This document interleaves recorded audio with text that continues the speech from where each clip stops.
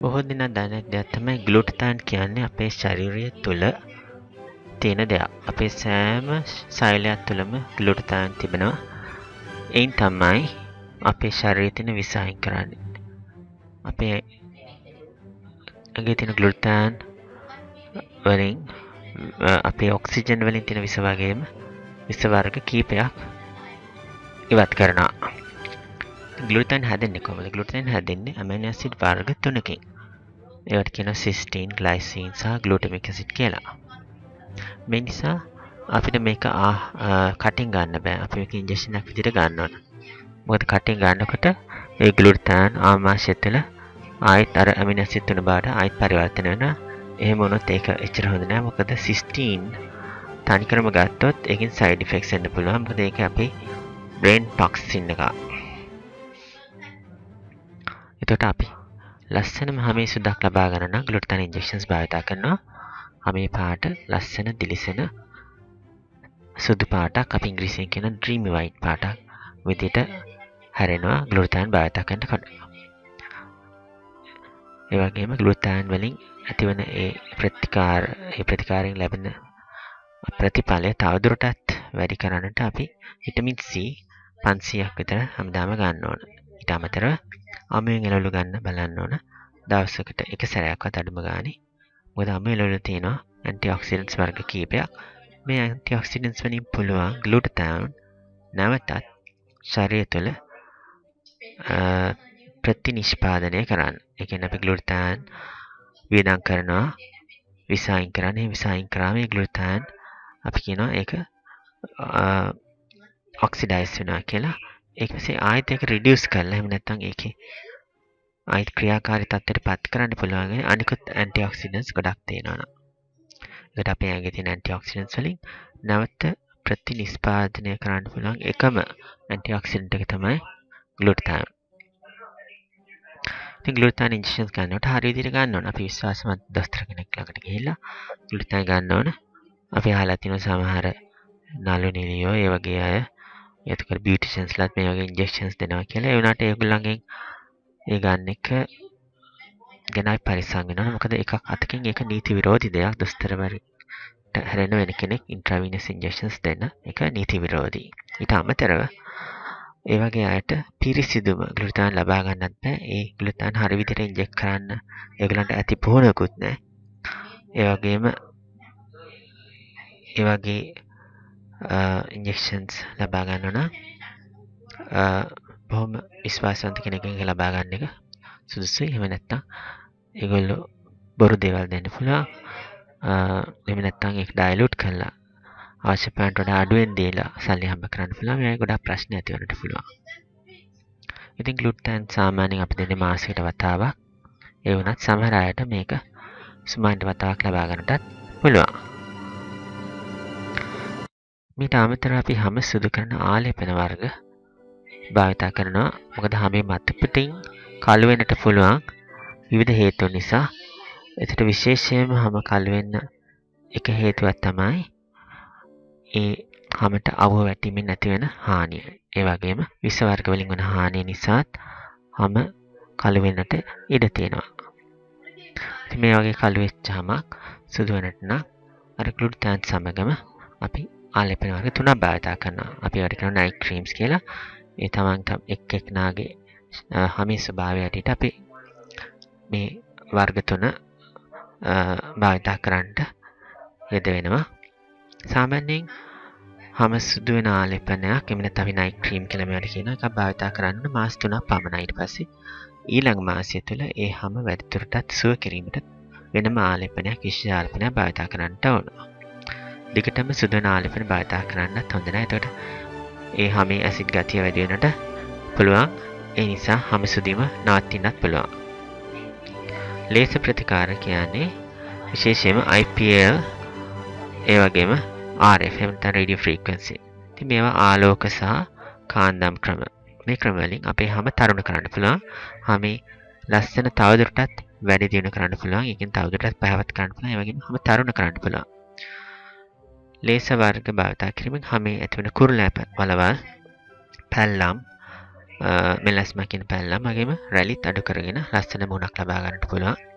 වෙන කිසිම ප්‍රතිකාරයෙන් ඒ වගේ ලස්සන මුණක් ලබා ගන්නට බෑ. සමහර අයට අපි ඩර්මපෙන් කියන ට්‍රීට්මන්ට් එකත් භාවිතා කරනවා. ඩර්මපෙන් කියන්නේ හැමේ ඉතා කුඩා මයික්‍රොස්කෝපික් සිදුරු ඇති කිරීම. මේ ක්‍රමයට කුරුල්ලා වලවල් සහ රැලිත් තවදුරටත් අඩු කර ගන්නට පුළුවන්. ඉතින් ග්ලූටාන් වලින් අපි ශරීරය විස ඉවත් කරනවා කියලා කිව්වා. අපේ ශරීරයේ වයසට ලොකුම හේතුවක් තමයි ඔක්සිජන් ෆ්‍රී රැඩිකල්ස් ඇතිවීම. අපි හැමෝගෙම ශරීරය තුළ මේ වගේ ෆ්‍රී රැඩිකල්ස් ඇති වෙනවා. එක සෛලයක් තුළ දවසට 10000ක් විතර ෆ්‍රී රැඩිකල්ස් ඇති වෙනවා කියලා විද්‍යාඥයෝ හොයාගෙන තියෙනවා. ඉතින් මේ වයින් අපේ ශරීරය ආරසන්නේ ග්ලූටාන්. ග්ලූටාන් ශරීරය නැත්තම් ඒ සෛල මැරිලා යනවා, සෛල වයසට යනවා. මේ නිසා අපිට ලෙඩ රෝග හැදෙනවා. ග්ලූටාන් වලට ඉංග්‍රීසියෙන් කියනවා මාස්ට් ඇන්ටිऑක්සිඩන්ට් කියලා. ඉතින් ග්ලූටාන් අඩු වෙන නිසා සමහර ලෙඩ රෝග හැදෙන බව අපි දැන් දැනගෙන ඉන්නවා. මානසික ආබාධ ඇති වෙන්න පුළුවන්, හදවත් රෝග, පිළිකා, අංශභාග, ඇදුම. ඉතින් අපි ඔක්කොම මැරෙන හේතු තමයි පිළිකා රෝග, අංශභාග සහ හදවත් රෝග. මේ නිසා ග්ලූටාන් නිතරම ගැනීමෙන් අපිට වැඩි කල ජීවත් වෙන්න පුළුවන්. ඒ වගේම ශරීර සෞඛ්‍ය වැඩි දියුණු කරගෙන ලෙඩ රහිතව ජීවත් වෙන්නත් පුළුවන්. ඒ වගේම තව දුරටත් මල්ටිපල් ස්ක්ලෙරෝසිස් වැනි රෝග, ඒඩ්ස් වැනි රෝග, මතක අඩුවන රෝග, පාකින්සන්ස්, heart attacks හැදෙන එක, ඒ වගේම ගර්භිණී කාලයේ ඇති වෙන අසාධ්‍යතාවන්, පිරිමින්ගේ වද භාවය, ඇස්වල සුද ඇතිවීමත් ග්ලූටාන් අඩුවීම නිසා හැදෙන්නට පුළුවන්. ඒඩ්ස් ගැන කියනකොට ඒඩ්ස් වැනි රෝගයක් ග්ලූටාන් අඩු කෙනට ලෙහෙසියෙන් හැදෙන්න පුළුවන්. ඒ වගේම දික්කටම ග්ලූටාන් ගන්නට ඒඩ්ස් රෝගය ගොඩක් දුරට සුව කරන්නටත් පුළුවන්. ඉතින් ශරීරයට විස ඇතිවන අනික් හේතු මොනවාද? මද්දිසාර භාවිතා කිරීම. ලංකාව කියන්නේ මද්දිසාර වැඩිපුරම භාවිතා කරන රට කියලා දැන් අපි දන්නවා. ඉතින් මද්දිසාර කියන්නේ වසක්. ඒකෙන් අපි ශරීරයේ වයසට යනවා, හදවත් රෝග, අක්මා රෝග ඇති වෙනවා, මොළේ නැති වෙලා යනවා. ඉතින් මද්දිසාර ගැනීම නිසා මීට අමතරව ඉතින් මිනිස්සු අපරාධ කරන්න පෙළඹෙනවා, වැරදි වැඩ කරනවා. ඒගොල්ලන්ගේ තීරණ ගැනීම බාල වෙනවා. ඒ වුණත් අපේ ගොඩක් අය අවාසනාවට මේ මද්දිසාරට ඇබ්බැහි වෙලා තිබෙනවා. මේ මද්දිසාර වලින් ඇතිවන වස, ඒ වගේම අක්මාරුන හානි ඉවත් කරන්නට අපි ග්ලූටාන් භාවිත කරනවා. සුදු ද්‍රාණු වල ක්‍රියාකාරීත්වය වැඩි කරන්නේ ග්ලූටාන් වලින්. සුදු ද්‍රාණු සහ ලිම්ෆොසයිට්ස් වලින් තමයි අපේ ශරීරයේ තියෙන වෛරස්, බැක්ටීරියා ඉවත් කරන්නේ. මේ නිසා ඕනම ලෙඩ රෝගයක් හැදිච්ච කෙනෙකුට ග්ලූටාන් ලබා දීමෙන් ඒ ලෙඩ රෝගය ඉක්මනට සුව කරගන්නට අපිට පුළුවන් වෙනවා. ඒ වගේම මොළයේ ක්‍රියාකාරීත්වයත් වැඩි වෙනවා ග්ලූටාන් ගැනීමෙන්. ක්‍රීඩකයන්ගේ ක්‍රීඩාකාරීත්වයත් 25% විතර වැඩි වෙනවා කියලා දැන් හොයාගෙන තියෙනවා. මොකද අපි ඔක්සිජන් වැය කරන්නට යනකොට ඒ ඔක්සිජන් නැතින විස අයින් කරන නිසා හොඳින් අපේ මාංශ පේශි ශක්තිය ලබා ගැනීමටත් ග්ලූටාන් උදා වෙනවා. ඉතින් ග්ලූටාන් ගන්නාගේ ඉන ෆැට් එක අයින් වෙලා යනවා. තමගේ ශරීරය ඇතුලෙන් තියෙන මේදයත් ඉවත් වෙගෙන යනවා. ඉතින් හරි බර ලබා ගන්නට කැමති අයටත් අපි ග්ලූටාන් භාවිත කරනකොට ඇඟේ විස අයින් වෙලා ඒගොල්ලන්ගේ ශරීර ශක්තිය වැඩි වෙලා ඉක්මනට බර අඩු වෙලා හරි විදියට සාමාන්‍ය උසේ හැටියට බර සාදා ගැනීමට ඒගොල්ලන්ට පුළුවන්කම ලැබෙනවා. ඒතර වයස යන එක වළක්වන්නටත් අපි ග්ලූටාන් භාවිත කරනවා. අපි දන්නවා විශේෂයෙන්ම වැඩිපුර ව්‍යායාම කරන අයටත් වයසට යන එක වැඩි වෙනවා. සමහර කෙනා එක්සර්සයිස් කරාම වයසට යන එක අඩු වෙනවා කියලා වුණත් වැඩිපුර ව්‍යායාම කරොත් ඒ ව්‍යායාම කිරීමේදී ඇතිවන ෆ්‍රී රැඩිකල්ස් ඉඳ වයසට යෑම තවත් වැඩි වෙනවා. බොහෝසේ ක්‍රීඩා කරන අයගේ මුහුණවල් ගොඩක් දි รา පත් වෙලා තියෙන හැටි අපි හැමෝම දැකලා තියෙනවා. ඊට අමතරව මත්පැන් භාවිතය, දුම් බීම, සත්තුන්ගේ ආහාර ගැනීම. ඒ සත්ත්ව ප්‍රෝටීන් වලට අපේ ශරීරයට හානි සිදු වෙලා අපි වයසට යනවා. ඒ වගේම සීනි ආහාර ගැනීම, විශේෂයෙන්ම පළතුරු වල සීනි තියෙනවා. පළතුරු ගැනීමෙනුත් ඉක්මනට වයසට යනවා. සමහර අය පළතුරු වලින් විතර ජීවත් වෙනවා. වැඩි කල ජීවත් වෙන්න ඒගොල්ලන්ට හදවත් රෝග හැදිලා, පිළිකා හැදිලා ඒගොල්ලෝ මිය යනවා. ඒ වගේම අවු යන එකත්, මානසික ආතතිය, විශේෂයෙන්ම තමන්ගේ මානසික ආතතිය, තමන්ගේ ගෙවල් වල තියෙන ප්‍රශ්න, වෙන තරස්සාවල් තියෙන ප්‍රශ්න නිසා මානසික ආතතිය වැඩි වුණොත් ඒ නිතත් අපි ඉක්මනට වයසට යනවා. ඉතින් ග්ලූටාන් මාසයකට හෝ මාස දෙකක් අතර ප්‍රමාණය දිගටම ගන්නකොට අපේට දීර්ඝායු ලබා ගන්න පුළුවන්. අපේ වයසක පෙනුම තරුණ කරගන්නටත් ඒකෙන් අපිට පුළුවන් වෙනවා. සීනි ආහාර ගැනීම නිසා ග්ලූටාන් ප්‍රමාණය අඩු වෙනවා. මේ නිසා අපි සීනි විශේෂයෙන්ම ආහාරයට ගැනීම වළකින්නට ඕන. කිසිම විදිහට සීනි ගන්න හොඳ නැහැ. ගොඩක් අද ළමයි පවා සීනි විශේෂයෙන්ම බීම වර්ග වලින් ආහාරයට ගන්නවා. අපි අවුරුදු 100කට ඉස්සර අපි සීනි ආහාරයට ගත්තී තාම කුඩා ප්‍රමාණයක් ග්‍රෑම් 8ක් 10ක් පමණ ප්‍රමාණයක්. දැන් අපි ග්‍රෑම් 80ක් විතර, ඒ කියන්නේ වගේ 10 ගුණයක් විතර සීනි ආහාරයට ගන්නවා. මේ නිසා තමයි අපිට ලෙඩ රෝග වැඩි වෙලා පිළිකා රෝග, හදවත් රෝග, අංශභාග, වැනි රෝග සහ නොයෙකුත් රෝග පුදුම විදිහට දැන් වැඩි වෙලා තියෙනවා. මේ නිසා සීනි ගැනීමෙන් වළකින්න ඕන. ග්ලූටාන් වලින් පුළුවන් අපි වෛරස් ඉන්ෆෙක්ෂන්ස් වලින් ඉක්මනට සුව වෙන්න.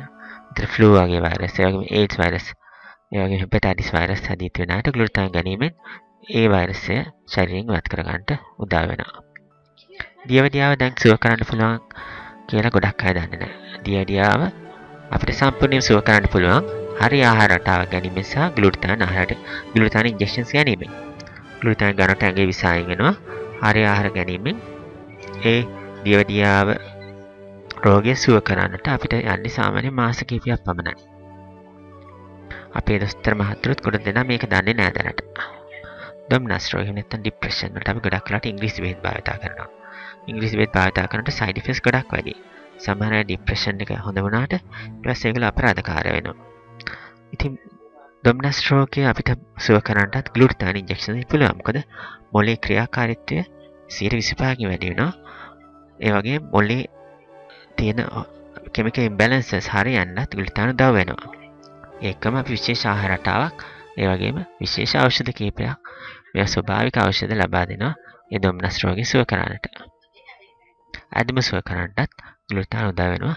ඇදුම කියන්නේ ඉමුන් ප්‍රශ්නයක්. ගොඩක් අය දන්නේ නැහැ පිළිකා රෝගය කියන්නේ ඉමුන් ප්‍රශ්නයක්. පිළිකා රෝගය හැදෙන්නට ලොකුම හේතුව තමයි සතුන්ගේ ආහාර ගැනීම.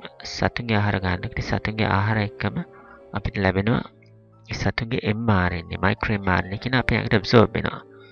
ඉතින් මේ සතුන්ගේ ප්‍රෝටීන් ඇඟට ඇබ්සෝබ් වෙලා යනකොට අපේ ශරීරයේ තියෙන ඉමුන් ප්‍රශ්න වැඩි වෙනවා. මේ නිසා පිළිකා ඇති වෙන්නේ එක සෛලයකින් ගොඩක් වෙලා. ඒ සෛලය මරන්නට ඉමුන් සිස්ටම් එකට බැරි වෙනකොට ඒ සෛලය තවත් වැඩි වර්ධනය වෙලා පිළිකා කියන්නේ ගෙඩියක් වඩපත් වෙනවා. මේ විදිහට පිළිකා සෑම දෙයක්ම හැදෙන්නේ. ඉතින් පිළිකා සුව කරන්නට අපිට පුළුවන් ග්ලූටාන් සහ විශේෂ ආහාර රටාවකට. ඊට අමතරව විශේෂ ස්වභාවික ඖෂධ වර්ග තියෙනවා. ඇඟ දිගේ ඔඩු ගිය පිළිකාවක් වුණත් දැන් අපිට සුව කරන්නට පුළුවන් 80%කට විතර. බටහිර වෛද්‍ය විද්‍යාවේ මේ වගේ දේවල් සුව කරන්න බැරි බව අපි හොඳටම දන්නවා. බටහිර වෛද්‍යවරු සුව කරන්න පුළුවන්, හොඳට සුව කරන්න පුළුවන් පිළිකා වර්ග 3ක්. يعني ලියුකීමියා, ලිම්ෆෝමා සහ ටෙස්ටිකුලර් කැන්සර් විතරයි. අනික සෑම පිළිකාවක්ම සුව කරන්න බැරි වෙලා තියෙනවා.